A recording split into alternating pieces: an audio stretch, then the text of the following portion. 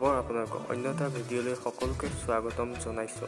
আজি আমি কথা পাতিম অসমৰ এজন জনপ্ৰিয় কণ্ঠশিল্পী নীল আকাশৰ বিষয়ে, লগতে তেওঁৰ পত্নী নেন্সী ফুকনৰ বিষয়েও কিছু নজনা কথা জনাই যাম। গতিকে পলম নকৰি ব'লক ভিডিঅ'টোলৈ আগবাঢ়ো।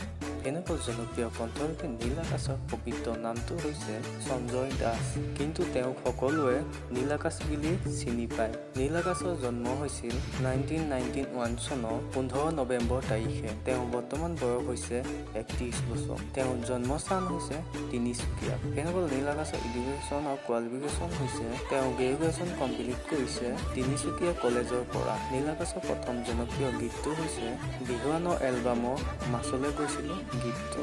এই গীতটোৰ পৰাই তেওঁ অসমবাসী ৰাইজৰ আগত নীল আকাশ নামেৰে চিনাকি হৈছে।